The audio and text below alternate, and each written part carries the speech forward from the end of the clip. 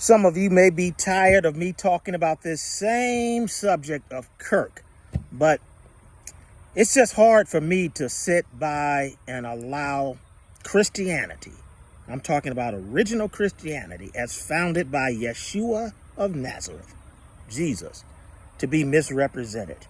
Now, I know a lot of people like to talk about, well, if Jesus was in the United States in the 21st century, what would he be? I mean, how would he vote? What stances would he take on issues? Would he be a Democrat or a libertarian or a Republican? I don't think that's very useful. But what I think is more useful is, instead of trying to project Jesus into the 21st century, why don't we retroject today's political figures back into the first century?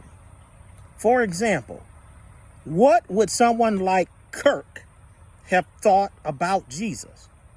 Well, in John, the 2nd chapter, there was a man named Philip who became a follower of Jesus. And he called himself Finding the Messiah. I found the one.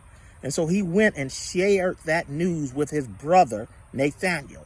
So he told Nathaniel, I'm paraphrasing, I found the Messiah, Yeshua, Jesus of Nazareth. He told his brother that the man was from Nazareth.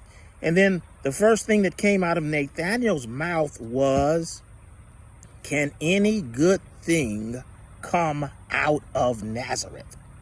So Nathaniel was making a prejudgment based upon Jesus's background. Does that sound familiar? Kirk said that if he were on an airplane and he saw a black pilot, he would question whether or not the pilot could take him on in to safety, land him to safety. He questioned that based solely on the color of the pilot's skin, prejudging. In other words, Kirk was saying, can any good thing come out of black America? That's basically what he was saying. Same thing as Nathaniel. So I would say that if Kirk were back then, he'd question whether Jesus could be the Messiah, because he'd probably take the side of the Jews, the high-class people, and he would think that this lowly man from Nazareth of Galilee couldn't possibly be the Messiah.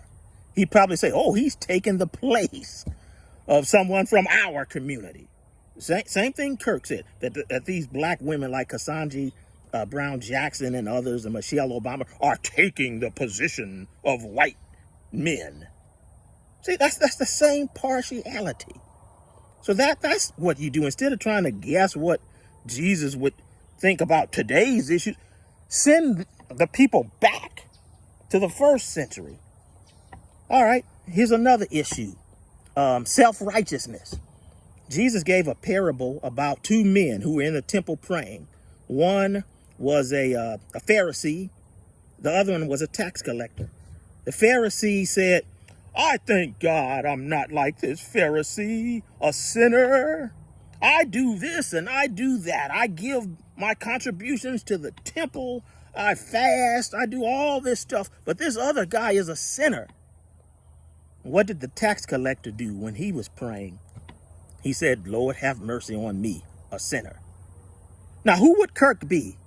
Come on now, you can look at me like I'm crazy all you want to. What would Kirk be? He would be the Pharisee with his smug self getting up there. Black people commit crimes.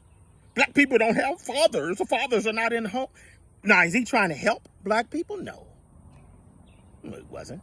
Now, Bill Cosby may have said some things that people didn't like, but at least Cosby was doing things for black people, hiring other black actors. Now, I know that's probably not a bad example because of his fall from grace, but my point is, Kirk wasn't trying to help anyone that he was talking about. He was just trying to rally white people. Yeah, these black people, they're taking what's rightfully ours. Look at them. They're not good. But us white people, our stuff doesn't stink. That's what he was doing. Now, yeah, maybe there are some things, not maybe, but there are some pathologies in the black community. There are some things that need to be cleaned up.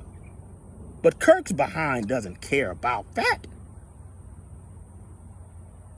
Was he taking, black boys to basketball games? Now you can say, well, that's black people's job. Well, okay then. Maybe it's black people's job to talk about black issues, and his behind needs to shut up if he's not going to dig in and help. So that's an issue. Hypocrisy.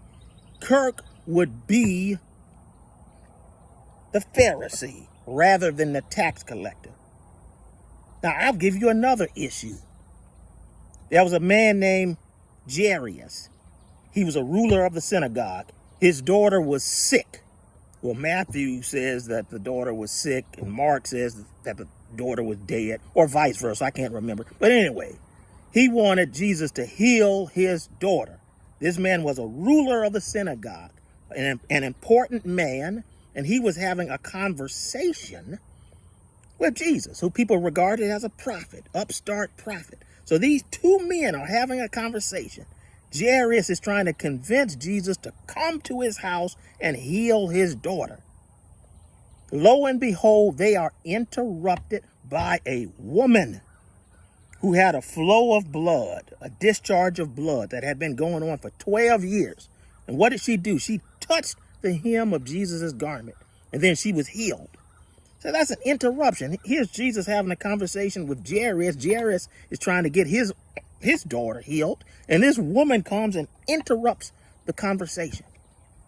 Now check this out. According to the law in the Old Testament, anybody who had a discharge of blood was not allowed to be out in the public.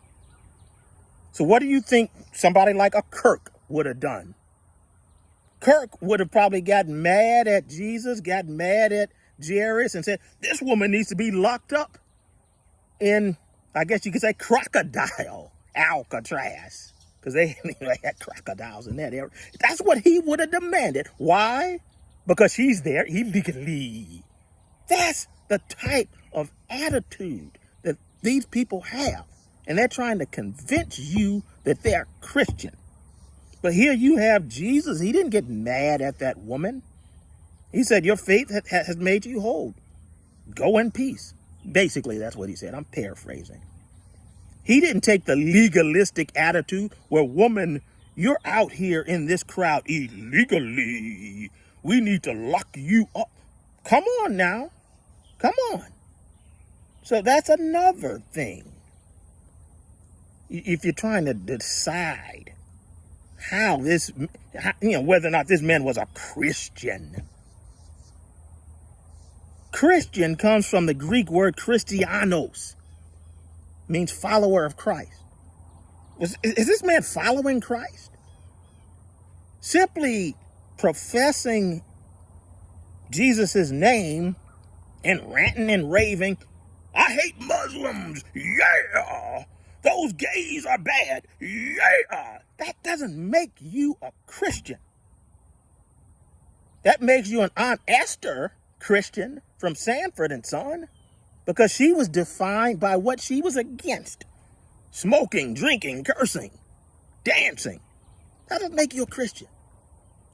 I think it's John 13. And they will know that you are my disciples if you have love for one another. He didn't say they will know that you are my disciples if you hate these people who have different religious beliefs. He didn't say you will know that you are my disciples if you hate those Muslims. He didn't say that. See, too many of us have Aunt Esther-like Christianity because we rant and rave against sin that somehow makes us holy.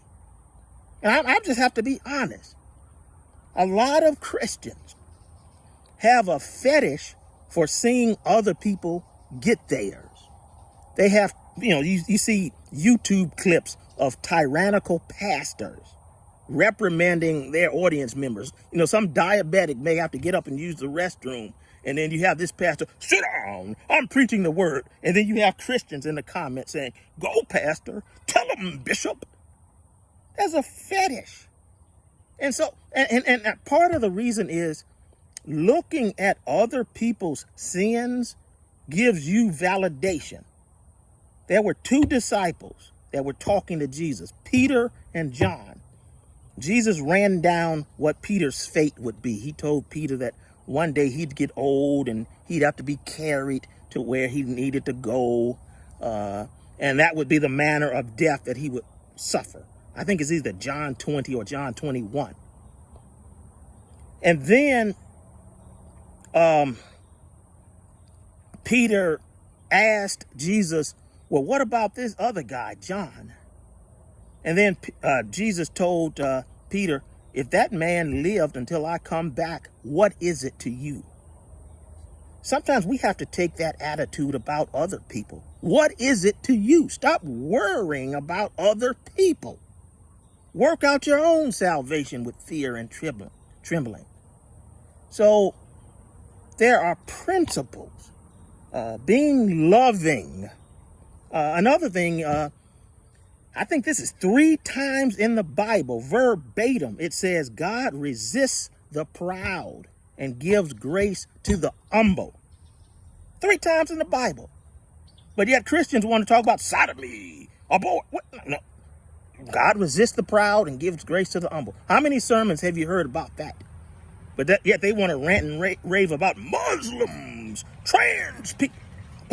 God resists the proud and gives grace to the humble. But yet these Christians elected one of the proudest, haughtiest, arrogant men I've ever seen. And Kirk was haughty with that smirk and that smug look. He was a proud man. That's sinful. Come on now. But yet you worried about the sexual habits of other people. Now, I'll tell you this. All of these people who you think are going to be rejects, there's a verse in Jude. It says, now unto him who is able to keep you from falling and to present you faultless before the glory of God. What does that mean? That means God is able to take an imperfect person and present them faultless before him. So all of these people you hate, these Muslims, these trans people, God is able to present them to him faultless. So now wouldn't that be ironic?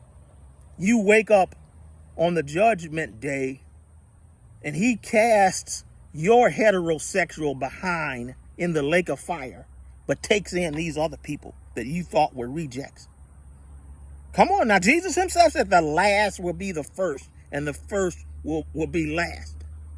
So we need to get off of this stuff, trying to make this man who didn't live by the principles of Jesus a Christian.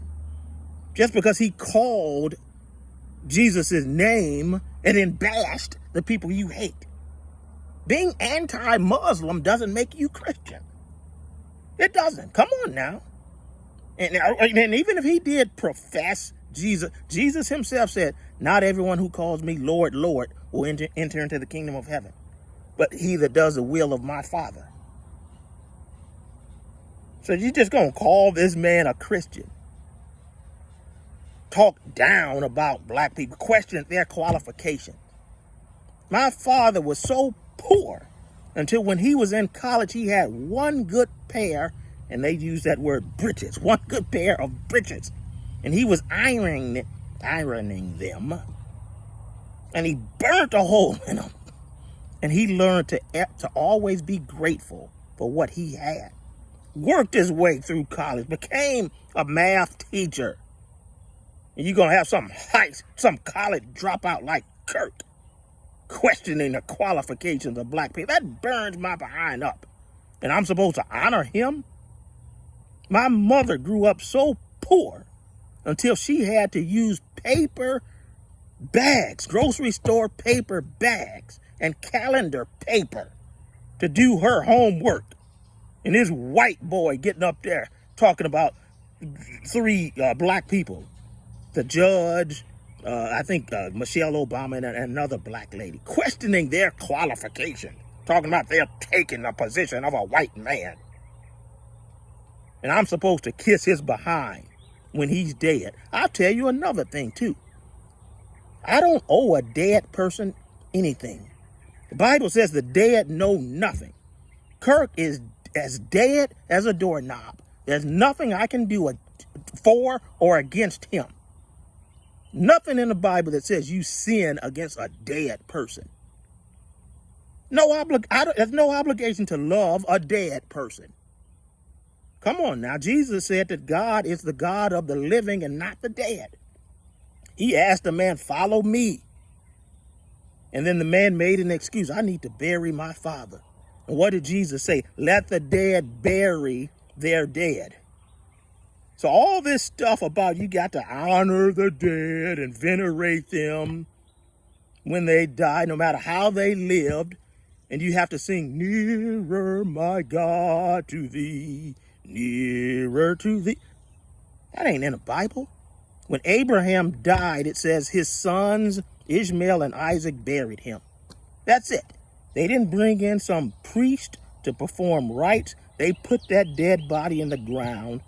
Obviously, they mourned because that was their own dad, but they moved on. Nothing about any type of speeches. We make stuff up and then say it's of God. You don't have to eulogize someone that dies. Especially you don't have to lie about them and blow smoke up there behind and pretend like they were something that they weren't. So don't come at me and other people about this man. Don't. He's dead. There's nothing I can do for him one way or another. So I'm not sinning against him by simply stating facts about him.